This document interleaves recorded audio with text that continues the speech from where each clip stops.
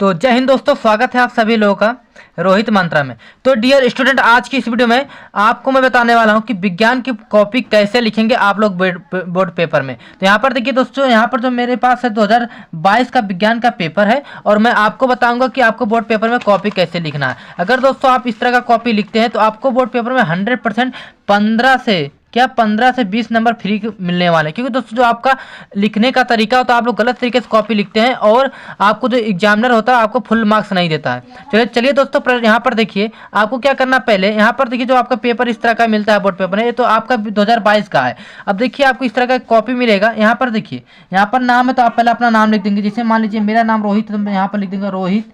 उसके बाद क्लास आपका क्या है, आपका क्लास 10th है। उसके बाद सेक्शन आप कुछ भी डाल सकते हैं, सेक्शन ए। रोल नंबर मान लीजिए कुछ भी है, रोल नंबर डाल दीजिए 1 2 3 4। अब देखिए सब्जेक्ट मान लीजिए किसका है, विज्ञान का, तो आप लिख देंगे यहाँ पर विज्ञान। इतना हो गया दोस्तों। डेट यानी जो आपका पेपर होने वाला है कितने तारीख को होने वाला है, 27 फरवरी को। यहाँ पर लिख देंगे 27 फरवरी, दूसरा महीना, उसके बाद 2023। इतना हो गया। अब देखिए दोस्तों, इतना करने के बाद आप क्या करना है आपको। अब देखिए आप चाहे तो यहाँ से लिख सकते हैं या तो आप यहाँ से शुरुआत कर सकते हैं, लेकिन मैं आपको यही सजेस्ट करूँगा आप लोग अंदर से लिखिए, मतलब आप यहाँ से लिखेंगे। अगर आप इस तरह का कॉपी लिखेंगे तो आपको फुल मार्क्स एग्जामिनर देगा। तो यहाँ पर देखिए, यहाँ पर जो आपका यहाँ पर काम था मैंने फाइनल कर दिया। अब देखिए अब आपका कॉपी है, इस तरह का कॉपी मिलेगा, पेपर मिलेगा। यहाँ पर देखिए जो आपका पहला क्या रहेगा, आपका बहुविकल्पी क्वेश्चन रहेगा और मैं सारे के सारे क्वेश्चन हल भी कराने वाला हूँ, इसको ध्यान रखिएगा। क्योंकि प्रीवियस ईयर क्वेश्चन जो है आपके बोर्ड पेपर में यहाँ से 100% क्वेश्चन पूछता है और इसमें लगभग आपके 15 क्वेश्चन है बहुविकल्पी के। कितने क्वेश्चन है डियर स्टूडेंट, 15 क्वेश्चन है बहुविकल्पी के। यहाँ पर देखिए पहला क्वेश्चन क्या है, वायु के सापेक्ष मध्यम का अपवर्तनांक अधिकतम होता है, जल, हीरा, कांच, तारपीन का तेल। तो इसमें से आपका राइट आंसर हो जाएगा हीरा में, इसको याद रखिएगा। दूसरा क्वेश्चन देखिए, निकट दृष्टि दोष के निवारण के लिए चश्मे में प्रयुक्त करना चाहिए अवतल लेंस, अवतल दर्पण, उत्तल लेंस और उत्तल दर्पण। तो बताइए दूसरे का राइट आंसर क्या हो जाएगा। तो दूसरे का राइट आंसर आपका हो जाएगा दोस्तों अवतल लेंस। क्या हो जाएगा, यहाँ पर अवतल लेंस हो जाएगा। अब देखिए तीसरा क्वेश्चन है, चुंबकीय बल रेखाएं सदैव समांतर होती हैं, एक बिंदु पर मिलती हैं, एक दूसरे को कभी नहीं काटती हैं, परस्पर काटती हैं। तो इसका राइट आंसर क्या हो जाएगा, जो चुंबकीय बल रेखाएं होती है एक दूसरे को कभी नहीं काटती हैं, ये आपका राइट आंसर हो जाएगा। अब देखिए यहाँ पर देखिए, यदि फाई बराबर चुंबकीय फ्लक्स, बी बराबर चुंबकीय क्षेत्र की तीव्रता तथा ए बराबर अनुप्रस्थ परिच्छेद का क्षेत्रफल, तो इनके बीच सही संबंध होगा। यहाँ पर देखिए बी बराबर फाई प्रति ए, उसके बाद देखिए दूसरा ऑप्शन है फाई बराबर बी प्रति ए, इसके बाद देखिए तीसरा ऑप्शन ए बराबर बी इंटू फाई, उसके बाद देखिए यहाँ पर है बी बराबर फाई इंटू ए। तो बताइए इसका राइट आंसर क्या हो जाएगा। इसका राइट आंसर हो जाएगा दोस्तों आपका बी बराबर फाई प्रति ए आपका राइट आंसर हो जाएगा, यानी पहला आपका राइट आंसर हो जाएगा। अब देखिए यहाँ पर क्या है, आपको इस तरह का अब यहाँ पर सोल्यूशन है, इसको आपको सारे क्वेश्चन तैयार कर लेने हैं। अब देखिए आगे चलिए, यहाँ पर देखिए दोस्तों, अब देखिए जो आपका यहाँ पर क्वेश्चन आ गया, यहाँ पर जो आपका क्वेश्चन है, यहाँ पर लॉन्ग क्वेश्चन है। यहाँ पर देखिए चौथा क्वेश्चन है, विद्युत धारा के चुंबकीय प्रभाव से आप क्या समझते हैं। एक, लंबे सीधे धारावाही चालक द्वारा उत्पन्न चुंबकीय क्षेत्र की तीव्रता किन किन बातों पर निर्भर करती है, चुंबकीय क्षेत्र की दिशा के लिए निम्न। या तो इसको करिए आप, चाहे अथवा करके दिया है, विद्युत मोटर का क्या सिद्धांत है, इसकी रचना का सचित्र वर्णन कीजिए, इसकी कार्यविधि समझाइए एवं विद्युत मोटर का उपयोग लिखिए। अब देखिए दोस्तों, मैंने यहाँ पर जो आपका चौथा क्वेश्चन है, अब चौथा जो आपका है एक क्या है, खंड आ है। यहाँ पर देखिए आपका खंड आ है। अब खंड आ है तो यहाँ पर देखिए अब आपको यहाँ पर करना होगा, यहाँ पर देखिए खंड आ है तो आप यहाँ लिख देंगे खंड आ। यहाँ पर देखिए अब लिखना इस तरह है आपको, खंड आ, उसके बाद नीचे डालना है प्रश्नोत्तर संख्या 4। अब देखिए इसमें प्रश्न में क्या बोला है, प्रश्न में आपको बोला है विद्युत मोटर का क्या सिद्धांत है। यहाँ पर देखिए विद्युत मोटर का क्या सिद्धांत है, इसकी रचना का सचित्र वर्णन कीजिए, इसकी कार्यविधि समझाइए। तो यहाँ पर आपको देखिए पहले विद्युत मोटर हेडिंग डालेंगे आप, यहाँ पर लिखना पड़ेगा विद्युत मोटर एक ऐसा यंत्र है जो विद्युत ऊर्जा को यांत्रिक ऊर्जा में बदलता है। इतना हो गया दोस्तों।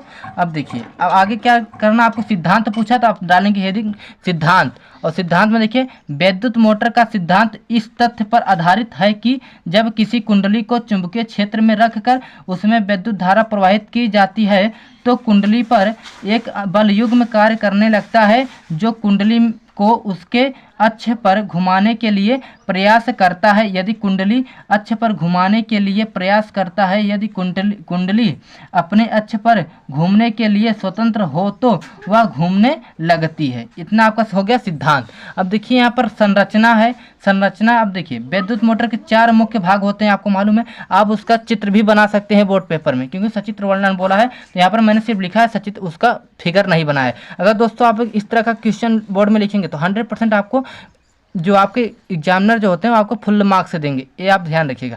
और आप ये भी बता दे रहा हूँ आपको, यह जो मैंने प्रश्न बताया है इस प्रश्नों का आपको 100% तैयार करना है, क्योंकि विद्युत मोटर या जनित्र से रिलेटेड आपके बोर्ड पेपर में 100% क्वेश्चन पूछा जाएगा, इसको ध्यान रखिएगा। अब देखिए यहाँ पर आगे क्या है, यहाँ पर अब देखिए यहाँ पर पहला क्या रहेगा, क्षेत्र चुंबक।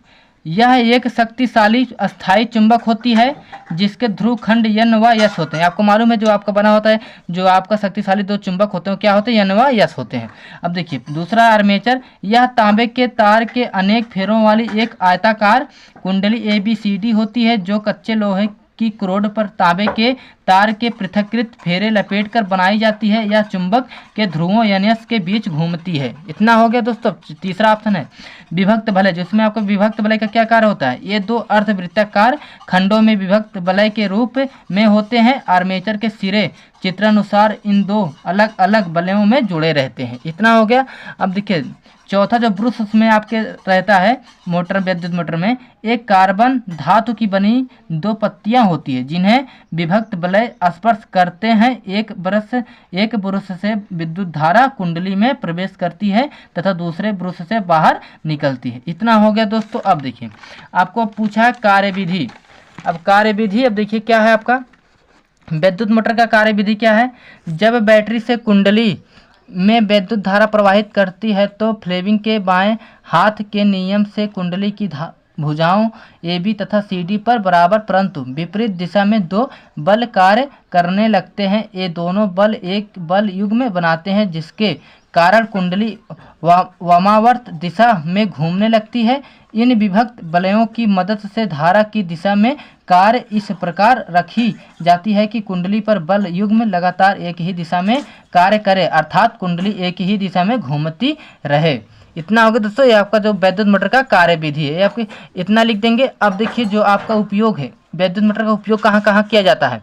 विद्युत मोटर का उपयोग बिजली के पंखे, जल पंप, गेहूं पीसने की चक्की एवं अनेक विद्युत उपकरणों में होता है। ये आपका दोस्तों 7 नंबर पक्का हो गया। ये आपका 7 नंबर, कितने नंबर का क्वेश्चन था दोस्तों, 7 नंबर का। इसको ध्यान रखिएगा दोस्तों, बहुत ही इंपॉर्टेंट क्वेश्चन, इसको आपको बोर्ड पेपर में 27 फरवरी के तैयार करके ही जाना है। अब देखिए अगला क्वेश्चन यहाँ पर देखिए आपका आ गया खंड का प्रश्न उत्तर नंबर 8वें के का। अब देखिए मैंने यहाँ पर इसको लिया है खंड का संक्षारण क्या है, उदाहरण द्वारा समझाइए। ये 2 नंबर का क्वेश्चन पूछा गया है। आपको मालूम है संक्षारण किसे कहते हैं। अब देखिए धातु वायु तथा नमी से क्रिया करके जब नष्ट होने लगती हैं तो उसे हम लोग क्या कहते हैं, संक्षारण कहते हैं। आपको मालूम है। अब देखिए यहाँ पर मैंने वही लिखा है संक्षारण, जब धातु वायु तथा नमी से क्रिया करके नष्ट होने की क्रिया को क्या कहते हैं हम लोग, संक्षारण कहते हैं। क्या कहते हैं, संक्षारण कहते हैं। उदाहरण के तौर पे देखिए लोहे में जंग लगना। अब आपको मालूम है जब जैसे हम लोग कहीं भी लोहा रख देते हैं, जब उसमें बारिश होता है, पानी लगता है, हवा लगता है, क्या उसमें मूर्छे लगने लगते हैं। मूर्छे लगने लगते हैं यानी जंग लगने लगता है, वही आपका क्या है, संक्षारण की क्रिया होता है। यानी लोहे में जंग लगना क्या हो जाएगा, संक्षारण की क्रिया है। इसको ध्यान रखिए, बहुत ही इंपॉर्टेंट हेडिंग है दोस्तों, इसको आप तैयार करके जानेंगे। कितने नंबर का पूछा गया था, 2 नंबर का पूछा गया था। अब देखिए धामन सोडा तथा मीठा सोडा का नाम तथा रासायनिक सूत्र लिखिए। यहाँ पर दिया गया था 7वें का। अब देखिए हम लोग 8वें का देखिए साबुनीकरण पर संक्षिप्त टिप्पणी लिखिए। ये भी 2 नंबर का क्वेश्चन है। अब देखिए साबुन से रिलेटेड आपके बोर्ड पेपर में 100% क्वेश्चन आएंगे दोस्तों, इसको याद रखिएगा, तैयार करके जाना। और अच्छे राइटिंग जैसे मैंने बताया इस तरह अगर लिखोगे आप तो 100% आपको जो आपके राइटिंग पे और आपके जो गलत तरीके से नंबर करते हैं वो कटेगा नहीं, आपको एग्जामिनर फुल मार्क्स देगा। इसको याद रखिएगा। साबुनीकरण हेडिंग डालेंगे। देखिए उच्च अणुभार वाले मोनो कार्बोक्सिलिक अम्लों के सोडियम तथा पोटेशियम लवण को क्या कहते हैं हम लोग? साबुन कहते हैं। ये तेलों और वसों के तनु NaOH या KOH द्वारा जल अपघटन से प्राप्त किए जाते हैं। साबुन के निर्माण की इस प्रक्रिया को साबुनीकरण कहते हैं। इतना हो गया दोस्तों। अब कितने नंबर का था? ये 2 नंबर का था। जितने भी इसमें क्वेश्चन, सारे के सारे क्वेश्चन आपको तैयार करके जाने, क्योंकि दोस्तों मैंने जितने भी वीडियो मैंने बनाए, मैंने देखे कि आपके बोर्ड पेपर में जो आपके मॉडल पेपर से प्रीवियस क्वेश्चन से सारे क्वेश्चन पुटअप किए जा रहे हैं। तो मेरा उम्मीद है कि दोस्तों इस बार भी 27 फरवरी के विज्ञान के पेपर में भी ऐसे ही क्वेश्चन बनने वाले हैं। अब देखिए अगला क्वेश्चन क्या है यहाँ पर देखिए, अब आपका आ गया यहाँ पर देखिए अगला क्वेश्चन क्या दिया गया था? 7वां क्वेश्चन है का धावन सोडा तथा मीठा सोडा का नाम तथा रासायनिक सूत्र लिखिए। अब देखिए धावन सोडा तथा मीठा सोडा का नाम तथा रासायनिक सूत्र। डियर स्टूडेंट देखिए अगला क्वेश्चन है 7वें का धावन सोडा तथा मीठा सोडा का नाम तथा रासायनिक सूत्र लिखिए। यहाँ पर देखिए खंडखार है और प्रश्नोत्तर संख्या 7वें का है। और यहाँ पर देखिए रासायनिक नाम क्या है? Sodium carbonate. और सूत्र क्या हो जाएगा? Na2CO3 × 10⁻²। ये किसका है? ये धावन सोडा का है। इसको याद रखिए, धावन सोडा का है। अब देखिए मीठा सोडा, और मीठा सोडा का नाम क्या है? रासायनिक नाम सोडियम हाइड्रोजन कार्बोनेट, जिसे हम लोग मीठा सोडा या खाने का सोडा भी कह सकते हैं। और सूत्र क्या है? NaHCO3। ऐसे ही आपको लिखना है। कितने नंबर का दोस्तों प्रश्न है आपका? ये आपका देखिए 2 नंबर का क्वेश्चन है। इतना हो गया। अब देखिए अगला क्वेश्चन क्या इसमें द्विस्थापन अभिक्रिया को उदाहरण देकर स्पष्ट कीजिए। अब देखिए इसको क्या करना, अब हेडिंग डालना है यहाँ पर आपको। यहाँ पर देखिए हेडिंग डालेंगे आप लोग पहले प्रश्न उत्तर संख्या अच्छे राइटिंग में आपको डालना दोस्तों। 7वें का खा है क्या? 7वें का खा है। अब देखिए 7वें खा हो जाएगा। अब देखिए हेडिंग डाल देंगे आप लोग द्विव विस्थापन। क्या है? द्विव विस्थापन।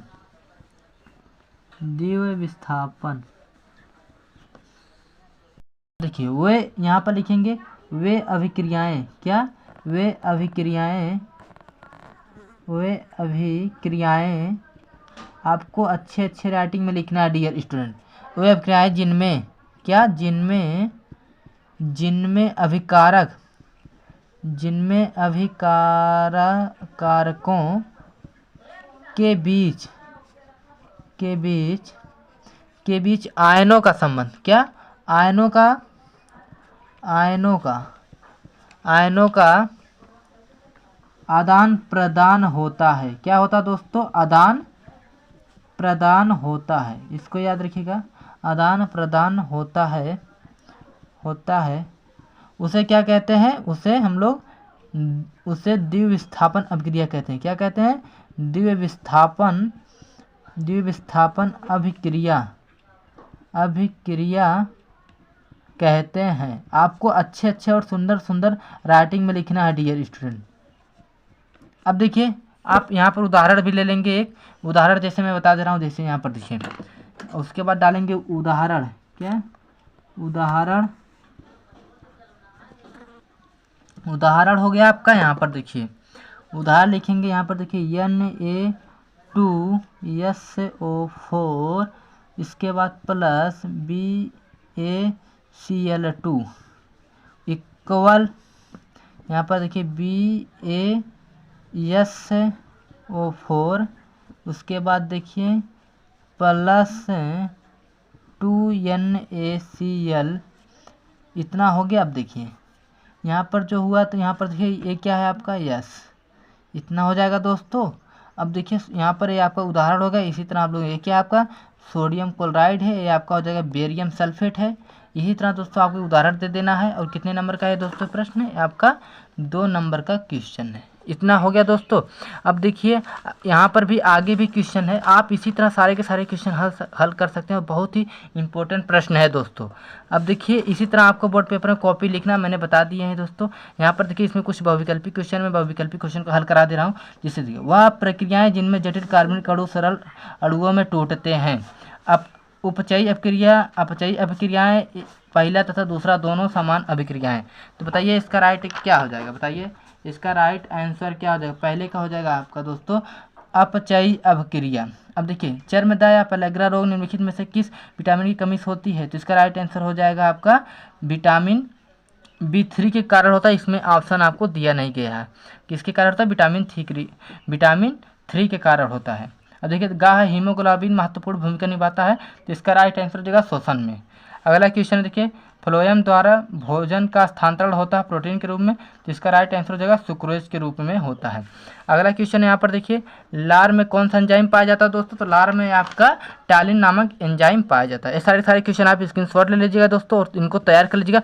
100% आपके बोर्ड पेपर में इसी तरह का क्वेश्चन बनने वाले हैं और आपको बोर्ड पेपर में दोस्तों इसी तरह का कॉपी लिखना है। मेरा मकसद था आपको कॉपी किस तरह आप लिखिए बोर्ड पेपर में। अगर आप लोग इस तरह का कॉपी लिखते हैं तो बोर्ड पेपर में 100% आपको 10 से 15 नंबर फ्री मिलने वाले हैं। तो दोस्तों अगर आप लोग चैनल पर नए हैं तो चैनल को सब्सक्राइब कर लीजिए। इस चैनल पर सभी विषय का अच्छे से तैयारी कराया जा रहा है, आप लोग यहाँ से जुड़कर अच्छे से तैयारी कर सकते हैं। तो मिलता हूँ नेक्स्ट वीडियो में, तब तक लिए जय हिंद, वंदे मातरम।